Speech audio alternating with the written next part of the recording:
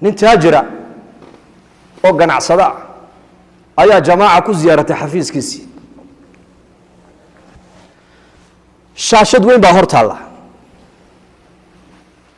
xafiis kasta oo shaqaalihiisu ay fadhiyaan kameraba u dul saaran halka buu kala socdaa si fiican hadalka u dhageysta markaas ay jamaacaddii kolkay u xadiiseen bay ku yiraahdeen shaashadan aad kolba mar eegaysideed dadkuna dhex soo socdaan wuxuu yiri waa shaqaalihii baan halka shaqaalahaygii baan halka kala socdaa buu yiri oo gabdhaha ku jira maxaad gabdhaha u khaawisi buu yiri markii qaar ku shalmadaaba ka dhacaysay wuxuu yiri si kale oo lagu aaminaa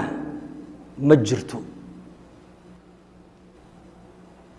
kameraga bay ka baqayaan deedna xoolahaygii iyo shaqadeedii bay nabad galaysa buu yiri niga dadka muxuu ka aaminsan yahay marka uu shaqeynayo oo dhan waa tuug inay way idhacaan kameraga waxaan u wada dul dhigay waa in xoolahaygu ay badbaadaan saasuu ka aaminsan yahay Soomaa hinde muxuu ka aaminsan yahay waa tuug qof la aamini karaa ma jirto mid sida ku dadka maanta wax la aamini karaa ma jira buu ka meel u dhibtay ku dhacayaa buu tayib shaqaalihiisi qof kamida ayaa maalin isagana meel lagu la kulmo markaas lagu yiri maalin baan service-ka kugu soo maray yaad u shaqeysaa shirkadda baan ka shaqeeyaa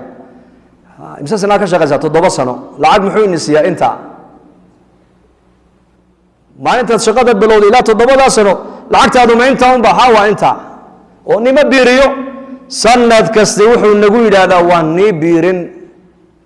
noomana biiriyo ballan kasta sanad walba ballan buu noo qaadaa ballanna ma ilaaliyo waana beenaale bay yiraahdeen iyakii shaqaalihii waxay isaga ka aaminsan yihiin waa beenaala ninkaas